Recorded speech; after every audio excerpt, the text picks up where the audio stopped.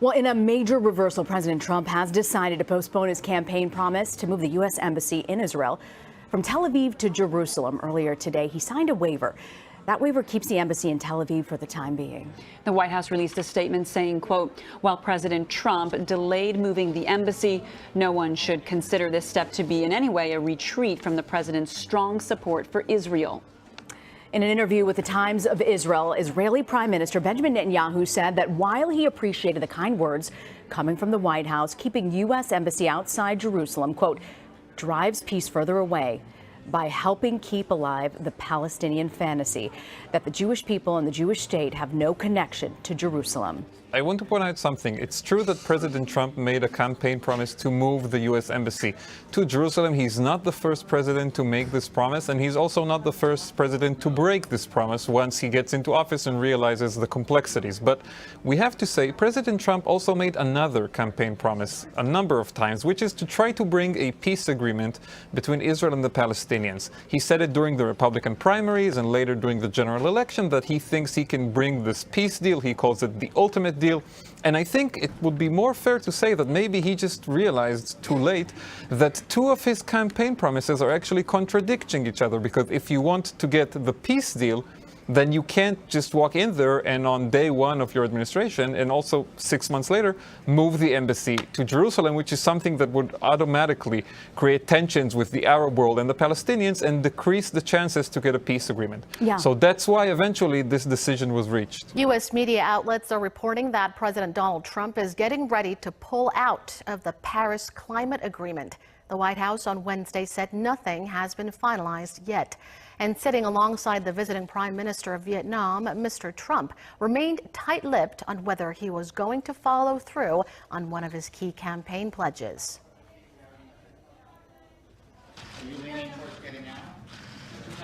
You're going to find out very soon. I'm hearing from a lot of people both ways. Thank you, everybody. Thank you very much. The president has long been opposed to the 2015 deal in which 195 nations agreed to combat climate change by curbing global carbon emissions. He has described global warming as a hoax and refused to endorse the deal at the recent G7 summit over the weekend. For more than a year, Chinese and European officials have been quietly drafting a joint statement on climate change. They're working together to base their economies on affordable, low-carbon sources, and they're unveiling their new joint statement on Friday. Their renewed effort to fight climate change comes as the U.S. considers pulling out of the Paris Climate Agreement. Since President Donald Trump was elected, China has warned him a U.S. exit would defy the wishes of the rest of the world. Meanwhile, China has stopped building over 100 coal power plants and said it plans to put hundreds of billions of dollars into renewable energy within this decade. Yet, while China's been presenting itself as a leader on climate change, some note the country isn't always squeaky clean. Historically, China hasn't been very transparent on how much coal it consumes. And while China's closed coal plants at home, it's investing billions of dollars toward them in other countries. Skeptics have said the less the U.S. does to combat climate change, the less incentive other countries have to follow all parts of the deal consistently. That includes China. One of the biggest criticisms of the Paris Accord is that it's weakly enforced. Countries have to rely on others to hold up their end of the bargain. George Soros has urged the European Union to continue pressing Poland and Hungary to preserve the rule of law. Speaking at the Brussels Economic Forum, the American billionaire financier said he welcomed the EU's recent tough words on both countries, which critics accuse of being increasingly authoritarian. I'm full of admiration for the courageous way the Hungarian people have resisted the deceptions and corruption of the mafia state that Orban has established. I am encouraged by the energetic way that European institutions have responded to the challenges emanating from Poland and Hungary. Hungary's Prime Minister Viktor Orban has portrayed Soros as a financial speculator only interested in mass migration into Europe. Soros also warned the EU that it's facing an existential crisis, saying the bloc should not let protracted Brexit talks distract it from making vital reforms. On Thursday, President Vladimir Putin said that patriotic Russian hackers may have been responsible for the staged cyber attacks against countries that had strained relations with Moscow. Putin said that this was done on the patriotic hackers' own initiative and added that the Russian state has never been involved in any such hacking. Moscow's attitude towards cybercrime is under intense scrutiny after U.S. intelligence officials alleged that Russian hackers had tried to help Republican Donald Trump win the White House. On Thursday, Russian President Vladimir Putin claimed that elements of a U.S. anti-missile system in Alaska and South Korea were a challenge to Russia, and that Moscow had no choice but to build up its own forces in response.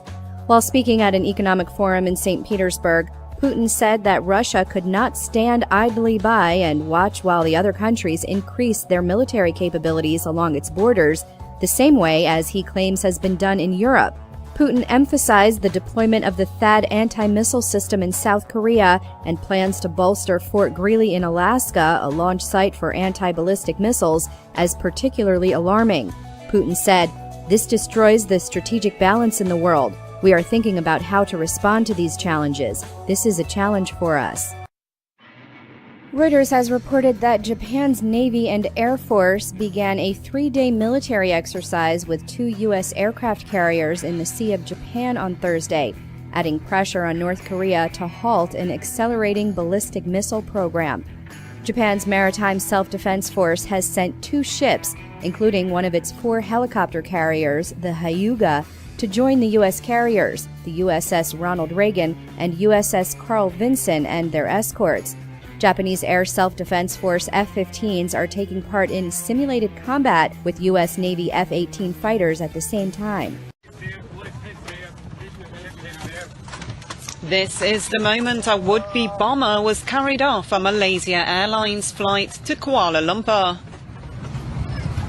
The plane turned around and headed back to Melbourne after the man allegedly made a false bomb threat and attempted to enter the cockpit. Passengers reportedly tackled him as he headed down the aisle.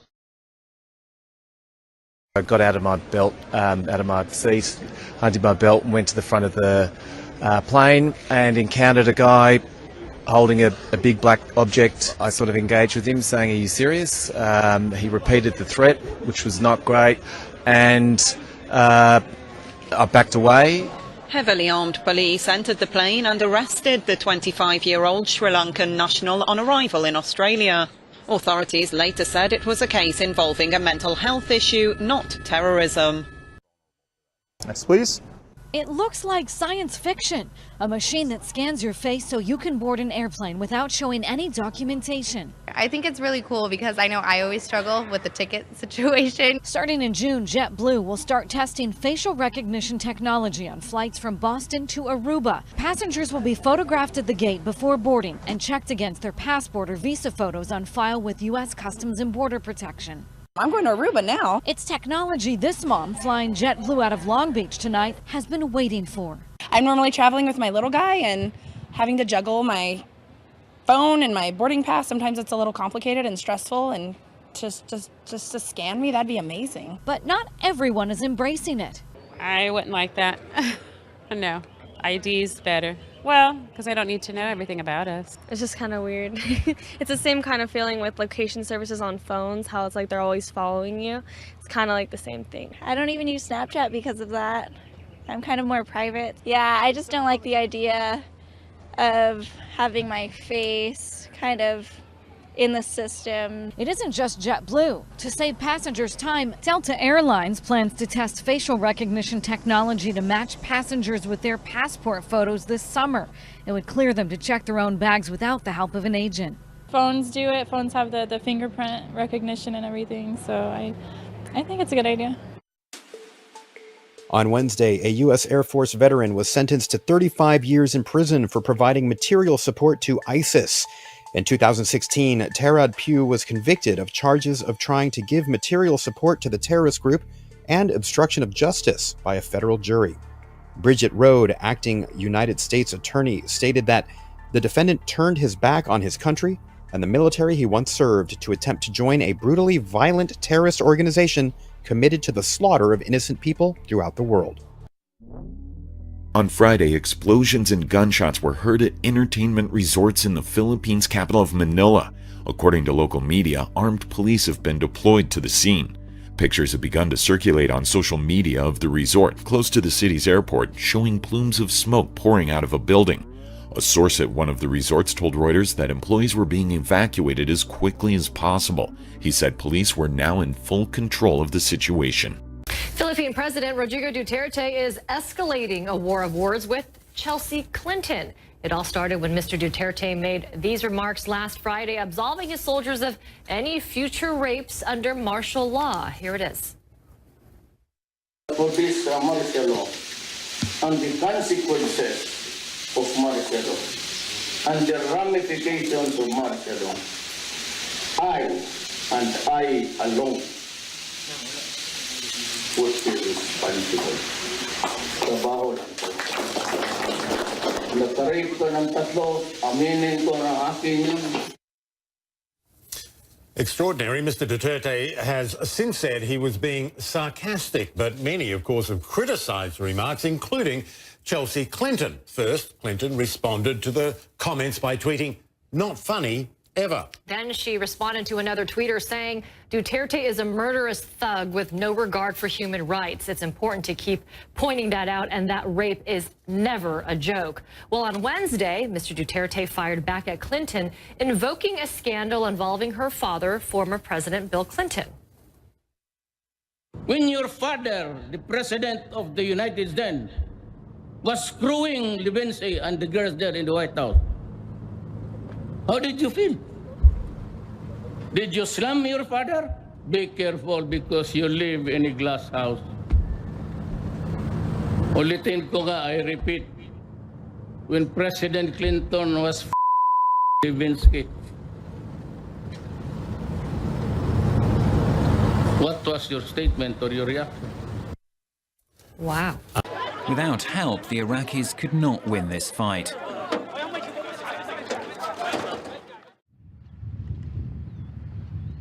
Help arrives thanks to several Western nations that have decided to engage the common enemy, along with the Iraqi army. 20 kilometers from the front, these French troops provide valuable support for the coalition. For almost a year, non-stop shelling has targeted the jihadist groups. Overall, we know that the Iraqis need our support.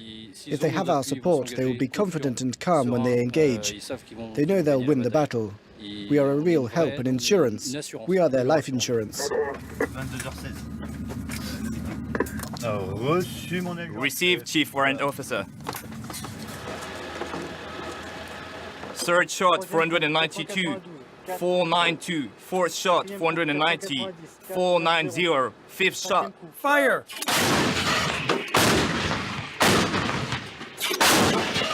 Harass the Islamic State group day and night. That's the coalition's strategy.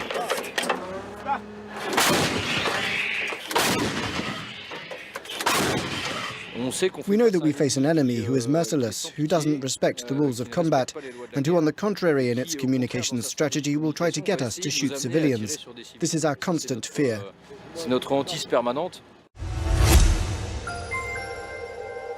A German man found out the hard way that munitions can combust in high temperatures. After a box of World War II era grenades he bought at a flea market began exploding in the summer-like heat. Police said that they were called to a home in Hennef, Western Germany on May 29th after neighbors reported an explosion. Upon arrival, they found a garage in flames and witnessed exploding grenades, which reportedly threw objects up to 32 feet in the air. Nearby homes were quickly evacuated and stretches of highway were closed as experts were brought in to secure any undetonated munitions. The 51-year-old homeowner, who has not been named, said he had bought the grenades at a flea market. Police said the grenades, which had been stored in the garage, exploded due to the unseasonably high temperatures currently prevailing in Germany. Angry protesters in Pakistan attacked the offices of a power provider. Others are blocking roads and burning tires to protest against constant power outages. Hashtag load shedding is trending in the country as hundreds of people vent their frustrations online. The electricity shortage is as much as 5,000 megawatts and has been around for more than a decade. But hot and humid weather has worsened the crisis and is a real test for those fasting during Ramadan. The voracious recession is swallowing one after the other small businesses and enterprises in Greece. According to Greek Chamber of Commerce and Industry, more than 100 businesses have been shut down since 2008, while more than 1 million people have lost their jobs. Greek people don't have money to go shopping. The situation is awful. The stores cannot survive when people don't have money to spend. Today, there are 50% less businesses opening each year compared to 2008. Furthermore, the new businesses opening are the typical entertainment and food facilities such as coffee shops, restaurants, snack stands. On the other hand, there are no new industries on manufacturing endeavors and no technology businesses. 1 out of 4 Greek businesses fear that they have to close down in 2017. At the same time, amid a fresh escalation over its bailout conditions, Greece's high unemployment rate is showing no sign of improvement. The duration and depth of the recession is such that the World Bank now compares it to the slumps seen in Eastern Europe countries in the early 90s. The poorest 20% of Greece's 11 million people have suffered a 42% drop in disposable income since 2009. High taxes and low wages have destroyed everything. It's awful. People spend money the first 15 days of every month, especially when pensioners get their pensions. The rest of the month, nobody spends money since they have no money to spend. Recreational pot is legal in 8 states and the nation's capital, while 29 states permit medical marijuana. According to the Associated Press, there is no data on how many minorities own U.S. cannabis businesses or how many seek a foothold, but diversity advocates say the industry is overwhelmingly white for multiple factors. Now, an Oakland-based nonprofit known as the Hood Incubator provides training and mentoring to minority cannabis entrepreneurs. One of the group's co-founders said, maybe they lack the money to get into the industry, or they might have gotten, arrested in the past for selling weed. And now they can't actually get into the legal industry. A controversial Obama-era healthcare mandate could soon be repealed. Under the Affordable Care Act, most health insurance plans have to cover birth control without a copay. Now the Office of Management and Budget is reviewing an executive order that could change that. Many religious organizations argue that they shouldn't be required to facilitate something that goes against their beliefs. Women's advocacy groups said all women deserve access to contraception and that it should be treated like any other preventive medical care option. President Donald Trump pledged to repeal the rule on the campaign trail and seems poised to keep his promise. While signing an executive order supporting religious freedom in early May, he invited representatives from the Little Sisters of the Poor, a group that sued the government over the mandate.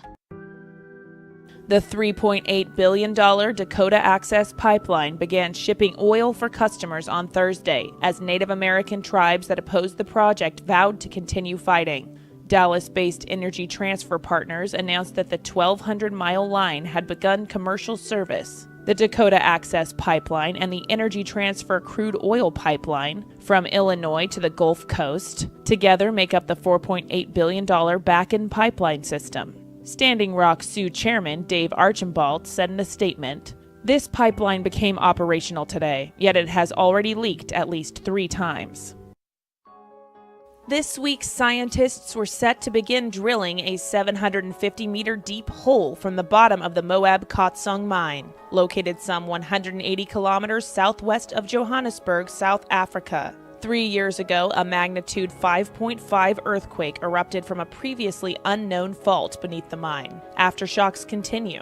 The $1.6 million project, if successful, could reveal the internal workings of what may be a fresh fault, one that has experienced its first earthquake. Unsullied by previous quakes, the fault could yield new insights into how quakes unfold and how humans can inadvertently trigger them. The video released by Kitty Hawk, which is also the name for this airborne vehicle, takes us for a ride into our future. That was amazing. It really did feel kind of like my flying dreams. The nearly 2-minute clip shows test pilots flying the Kitty Hawk without being anchored to a buoy, for the first time hovering several feet above water. First reaction, the future is here. Russell Hancock, president and CEO of joint venture Silicon Valley, says the video is proof we're close to being able to fly instead of drive. This is an actual prototype and it's working, and this is the sort of thing that can probably go into mass production pretty quickly. As technology goes, the components aren't that sophisticated. The project, backed by Google co-founder Larry Page, is steered with a controller, much like ones used for video games. The company says it takes only minutes to learn how to fly. It's highly significant that this is happening in Silicon Valley. The Kitty Hawk is only meant to fly above water, but Russell says some of the most talented inventors and minds are helping make the dream of one day flying into reality. In the next few months, doctors in China will start the country's first clinical trials with human embryonic stem cells. They're looking to treat Parkinson's disease with brain cells called neural precursors, which come from stem cells in fertilized embryos. But the plan is concerning some medical professionals. Parkinson's develops when brain cells can't produce enough dopamine. Precursor cells aren't guaranteed to become neurons that produce dopamine, and they may develop unexpected mutations as they grow. One stem cell biologist said that support is not very strong for using precursor cells, and that they'd never seen any peer-reviewed preclinical data on this approach. However, there is some evidence that the new method may work. In preclinical testing for a similar Australian trial, 97% of stem cells collected from unfertilized embryos started producing dopamine. In a world where so-called superbugs are becoming a very real threat, the need for stronger antibiotics is higher than ever. Enter vancomycin. That's a type of antibiotic that's been around for decades. It's used as a last resort treatment when other drugs fail, except some bacteria has developed a resistance to it. So scientists gave the drug Hulk-like superpowers. A new report published in the journal Proceedings of the National Academy of Sciences says this modified version of vancomycin is 1,000 times more potent than its predecessor. Scientists at the Scripps Research Institute engineered its molecular structure to fight bacteria on 3 fronts, making it far tougher for deadly bacteria like Enterococci to beat. The researchers say it's also very durable and that bacteria didn't appear to develop resistance to it after exposure. So the drug hasn't yet been tested on animals, let alone humans. It could be years before it's available.